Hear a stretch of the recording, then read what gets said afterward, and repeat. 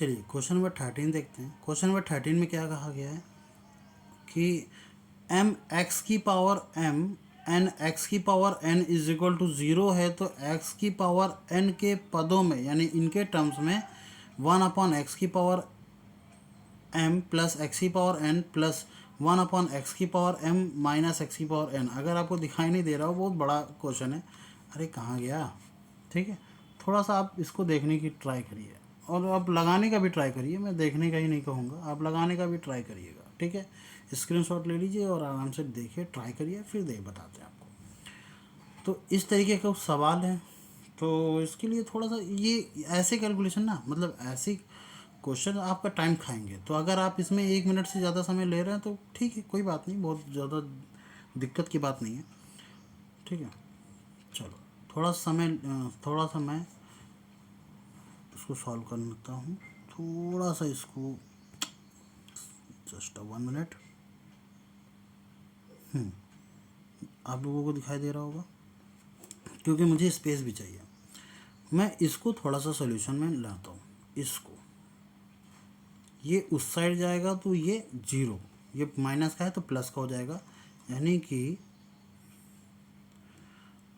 M x की power m is equal to n x की power N.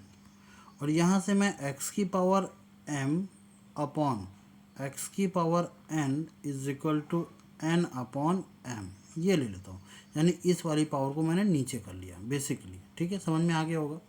तो ये ऐसा कुछ हो जाएगा। क्या मैं एक्स की power m is equal to n और इसके साथ कोई कांस्टेंट टर्म्स ए लिख सकता हूँ? कोई भी कांस्टेंट टर्म्स लगा, क्योंकि डायरेक्टली तो मैं बराबर नहीं कह सकता। एक्स की power n is equal to, इसको लिखूँगा मैं एम ए। ठीक है, क्लियर, ये चीज़ हो गई। अब इसी चीज़ को हमको यूज़ करना है इस वाले सवाल में। ये क्या कहा गया कि 1/x की पावर एम, एक्स की पावर एम की वैल्यू क्या है एन ए, प्लस इस एक्स की पावर एन की वैल्यू क्या है एम ए, प्लस 1/, ठीक, एक्स की पावर एम यानी n a minus m a. सभी में ए है तो मैं ए कॉमन कर लेता हूँ, तो 1/a कॉमन हो जाएगा। ये हो जाएगा 1/, क्या मैं इसी में फार्मूला भी खोल लूँ? फार्मूला भी खोल देते हैं, दोनों का एलसीएम ले लेते हैं। तो a plus b a minus b, ये हो जाएगा a square minus b square. इसका इससे डिवाइड करेंगे तो ये बचेगा, यानी n minus m plus n plus m, और ये ब्रैकेट बंद, m से m कैंसिल। तो 1/a इंटू में n 2n अपॉन n की पावर 2 माइनस m की पावर 2। ये कहीं दिख रहा है? यहाँ पर नहीं है तो मैं कैंसिल करूँगा, यहाँ पर नहीं है कैंसिल करूँगा, यहाँ है प्लस में है पर तो मैं कैंसिल करूँगा। ठीक है, यानी हमारा आंसर यही सही है। बट अभी भी यहाँ पर एक चीज़ आ रही है और यहाँ पर m आ रहा है जो कि नहीं आ रहा है। तो ज़रा a की वैल्यू अपॉन a की वैल्यू निकालते हैं।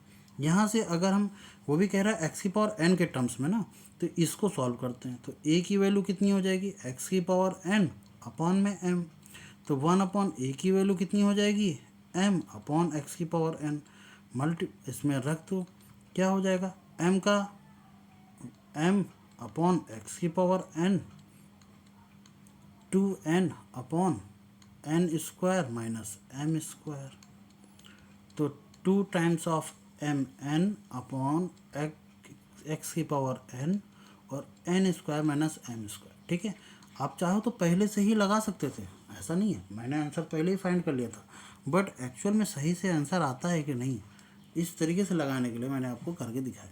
ठीक, और ये क्वेश्चन थोड़ा सा समय ले जाएगा आपको। अगर आप बहुत फास्ट कैलकुलेशन करते हो तो जा करके आपका थोड़ा सा 30 से 35 सेकंड में हो जाएगा। अदरवाइज थोड़ा सा कैलकुलेशन आपकी स्ट्रांग नहीं है, या आपने कॉन्सेप्ट समझने में थोड़ी देरी कर दी, क्योंकि क्वेश्चन पढ़ के आपको समझना भी है कि इसको हम सॉल्व कैसे करें। ठीक है, घर पर लगाना और वहाँ लगाना, क्योंकि प्रेशर में आपको कभी कभी सिंपल सी चीज़ें होती हैं और आप गलत पढ़ देते हो। क्वेश्चन ही सही होता है, बिल्कुल सिंपल सा क्वेश्चन लिखा हुआ है, अब बार बार उसको 2-3 बार पढ़ा, 2-3 बार में नहीं समझ में आया, क्योंकि बिल्कुल सही लिखा होता है। ठीक है, तो ऐसा होता है। तो 30 से 40-45 सेकंड में क्वेश्चन हो सकता है, पर अगर 1 मिनट भी आप ले रहे हैं तो उसमें कोई बहुत बड़ी बात नहीं है, ठीक है, इस क्वेश्चन को लगा सकते हैं।